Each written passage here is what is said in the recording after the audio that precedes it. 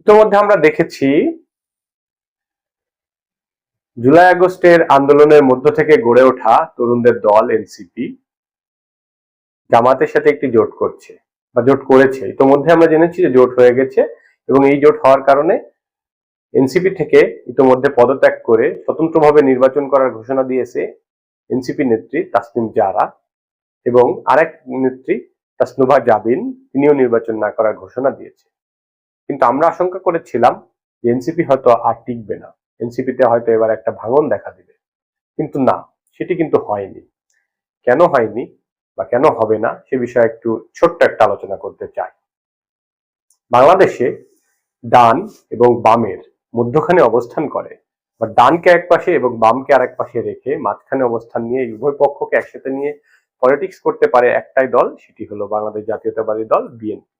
BNP গত 46 বা 47 বছর ধরে এভাবেই রাজনীতি করে আসছে।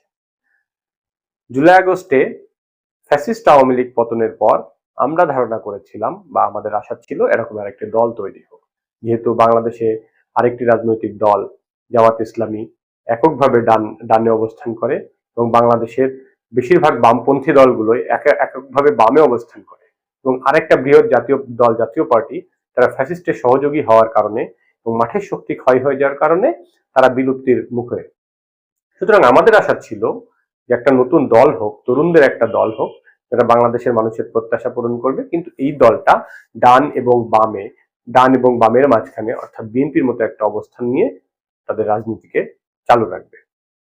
সেই প্রত্যাশা থেকে তরুণদেরকে নিয়েই জুলাই আগস্টের যারা আন্দোলনের সেনানায়ক ছিল তাদেরকে নিয়েই এই দলটি গঠন হয়। কিন্তু গঠনের 1.5 বছর এর মাথায় জাতীয় নির্বাচনকে কেন্দ্র করে দল একটা ভাঙনের সম্মুখীন হয়েছিল বলে ধারণা করা হয়। এখন পর্যন্ত নতুন করে 2 জন নেত্রী দল থেকে পদত্যাগ করা ছাড়া আর কোনো কারোর পদত্যাগ বা দল ত্যাগ করার কোনো সম্ভাবনা দেখা দেয়নি। তো জামাতের সাথে এনসিপির এই জোট করাটা দীর্ঘমেয়াদে অথবা স্বল্প মেয়াদে এনসিপির জন্য লাভজনক না ক্ষতিজনক সেটা ভিন্ন বিষয়, ভিন্ন প্রাসঙ্গিক প্রসঙ্গ। কিন্তু আমরা সবসময় প্রত্যাশা করব এনসিপি তার জন্মলগ্নে যে উদ্দেশ্য নিয়ে জন্মেছিল সেই উদ্দেশ্যটিকে ধরে রাখবে এবং সবসময় বিএনপির মতো ডানের বামে এবং বামের ডানে অর্থাৎ একটা মধ্যম পন্থা অর্থাৎ বাংলাদেশ পন্থার একটা পলিসি বেছে নিয়ে রাজনীতি করবে।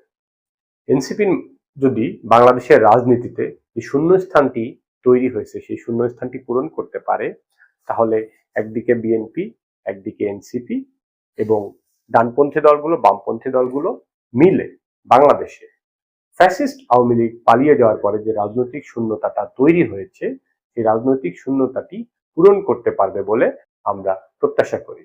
ধন্যবাদ, সবাই ভালো থাকবেন।